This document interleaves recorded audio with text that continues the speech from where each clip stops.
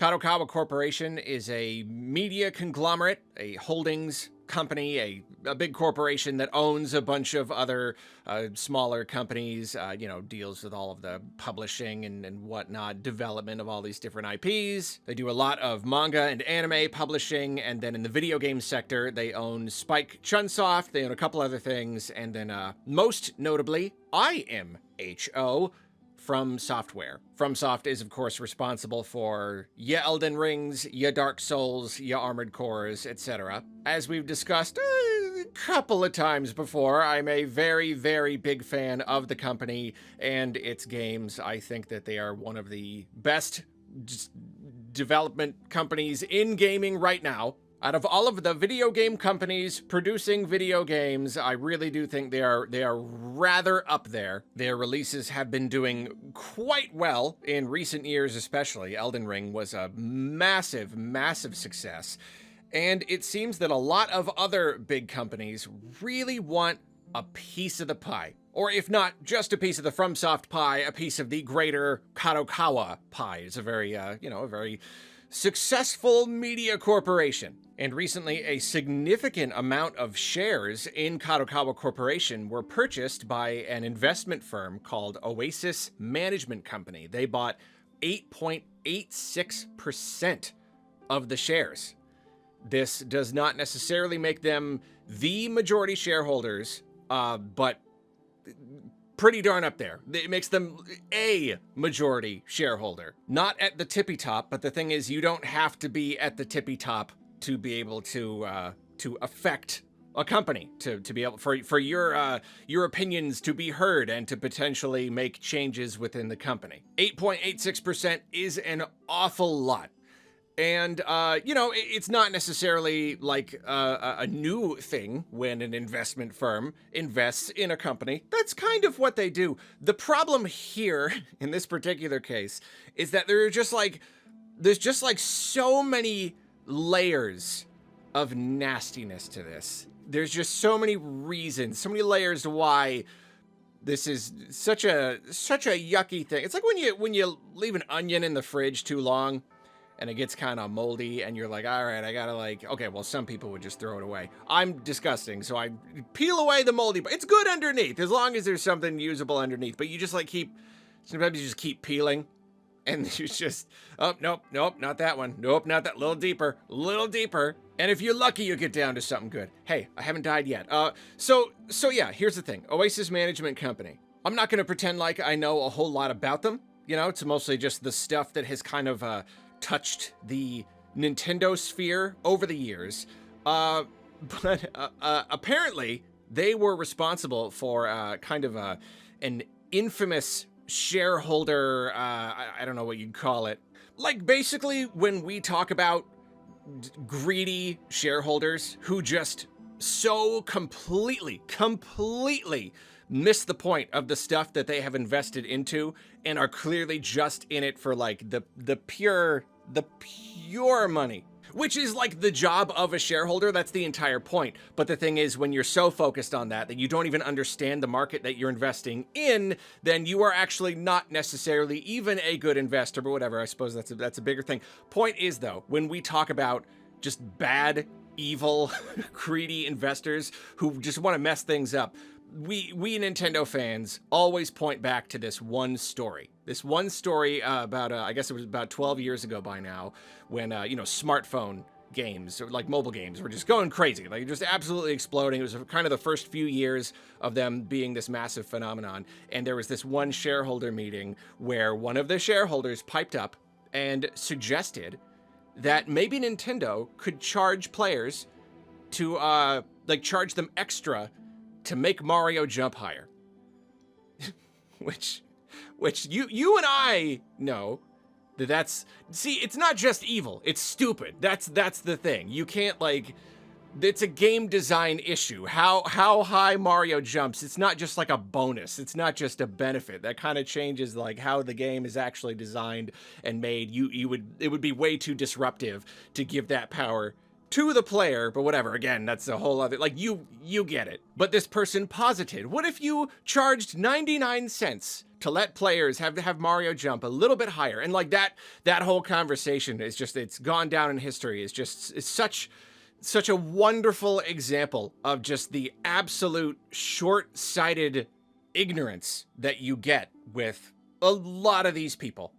And apparently we can attribute that whole exchange to someone from Oasis Management Company. So that's the first moldy layer of the onion, that apparently like that was this company. Okay, to be fair, I don't know, like specifically the guy who said that could have just been one person at the company. Does that necessarily represent the greater ideals of the company? And this is 12 years ago. So like, who knows what's changed since then? That was just one story.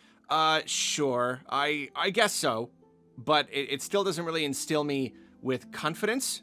And you could also argue that, like, okay, just because they're investing in a company, that doesn't necessarily mean that they're going to try to make changes.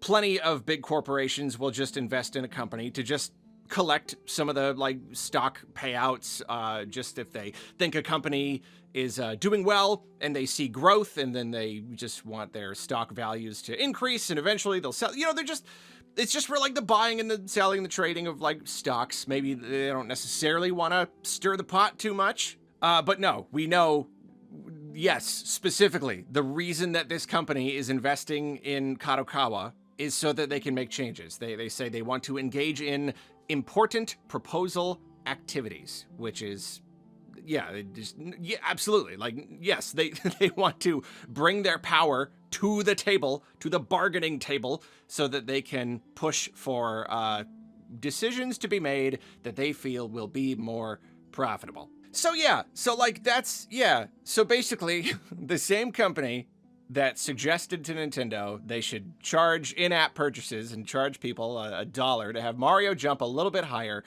those people are now major shareholders in Kadokawa. But I mean, like, that's still, it may not be that bad, right? I mean, 8.86%, it's a lot, but like, it's not even 10%. It's probably okay, as long as like everybody else who's got a stake in the company is you know, good, good and smart. Maybe we'll be okay. Okay, but then here's the next layer of the moldy onion. Who else has giant stakes in Kadokawa? Okay, well, I want to say it was last year, Sony acquired a tremendous stake. They are actually the majority shareholder. They own 10% of Kadokawa and 14% in FromSoft itself. So, you know, not to go into the laundry list of issues I've got with Sony at the moment, but I certainly do categorize them. I put them in the camp of companies I have absolutely, literally no faith in right now to like make a good decision, to make a good long-term decision, and to not make the short-sighted, money-minded, absolutely ignorant, tone-deaf decisions. So yeah. So that's also a thing. And then after that, Tencent, of course, because Tencent is always there wherever you find anyone I mean, they've got a stake in basically every video game company imaginable. They own 8%. 8% of the company is Tencent's. So, like, it was already bad enough. You know, like I did 1 or 2 videos about it. It was already bad enough. When Sony has been talking about possibly just like acquiring them outright, but at least at the moment, they're a majority shareholder. And I don't even know like the rest. I don't even want to look. I don't even want to look and see who else owns Kadokawa, but at least just between Oasis Management Company, Sony, and Tencent, they seem to be like the biggest owners of Kadokawa Corporation. So obviously this can affect anything, you know. Kadokawa, again, they do a lot of manga and anime. Spike Chunsoft, they do a whole bunch of stuff. You know, for me personally, the emotional investment is in FromSoft. That's very, very important to me. And it's always going to be scary when you're in a situation like this with any company that you like, you know, any developer or publisher that you like. But for me, well, for one, FromSoft is really particularly precious to me, but I think it's also because FromSoft is particularly precious to basically the entire industry. You do not get a lot of video game companies who are producing genuinely great games that are really pleasing players. They're very I don't know, just cognizant and supportive of the creative idea of video games as an art form. It's this very, very rare mix of like a company that is very successful and yet is also very human. Can we just can we just sum it up by just saying human? It's a rare mix where it's a company making genuinely good games run by people who genuinely love games and understand games and are not pursuing these, these monetization avenues that most big companies would want them to and pressure them to and even force them to. They're not doing that. And despite that, they are seeing AAA success. They are seeing the kinds of numbers that these other bigger, greedier companies would normally see with their much bigger budget, much more heavily marketed, much more heavily monetized properties and games and whatnot. And part of the reason FromSoft has done so well is because they have maintained that humanity, that respect for the medium. Dark Souls, Demon Souls, going into Dark Souls, going into the rest, like, it's because they cultivated a very unique style of gameplay that at first almost no one had any faith in whatsoever. Like the company, the suits, like, they didn't like it. They did not like this at all. This went directly against many of the trends that they were starting to see in the industry. So these big executive types, they did not see the value whatsoever in what FromSoft was doing. And yet FromSoft is like, we get video games, and they were allowed to cultivate that. And that's just such a rare opportunity. And it's so rare for that to turn into such a great success. So there are times when it just feels like in this like barren video game landscape, it's a total over exaggeration, but you get what I mean? Just like this wasteland apocalyptic future of video games. FromSoft is like the precious little plant being held in the jar. You know what I mean? It's just this precious thing that is only doing so well because it was allowed to do well. Because against all odds, this thing was allowed to grow organically and was not meddled with, was not interfered with. And so there's just this constant fear that it's going to get ruined, that the right or the wrong person is gonna get their hands on it and they're gonna strangle it. They're gonna sap it for all it's worth. So we're all just like so scared. So like, it just, it's like, not to mix metaphors, but it feels like the wolves are circling and now we just have another wolf in the circle, just circling around the sheep. And it's just like, it's okay. It's all right. Another wolf? Okay, well, I mean, they haven't bit yet. It hasn't happened yet. Sony, Tencent, they haven't moved in and basically demanded that the next game that they cancel all of their games except for the Elden Ring MMO. They haven't done it yet, but we're just scared of that. We're just scared. And like the hope, of course, is that the people investing in this company, and whether it's FromSoft or Kadokawa as a whole, the hope, of course, is that someone sees that. Someone sees like, look, it's doing well because you've allowed it to do well on its own terms, and you cannot compromise that. You can't. If they messed with the formula too much, the games would lose their appeal. If they put too much pressure on the company to steer the ship in one way or another, then like it always happens, the creative leads, they start to leave. And if you mess this up too much, and like Miyazaki, for example, leaves the company, then that's it. Like you have spoiled it. It's like it's done. You've killed the plan. Like there will be some semblance of a zombie version of this thing that may even continue to be successful enough. But at least from like where I'm standing, from where I'm sitting in my creaky office chair, that would be the end of the company. And like it's just like it's not a future that I'm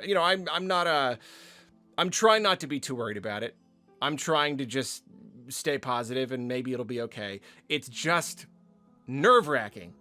It's just absolutely nerve-wracking that yet another company has acquired a humongous stake. And if all of these companies suddenly decided to gang up and just be like, the next game is going to be an Elden Ring MMO and that's it. If they all decide to gang up and just be like, yeah, we're taking over. Like, they could just fire Miyazaki if they want. They could do whatever they want. Then that's it.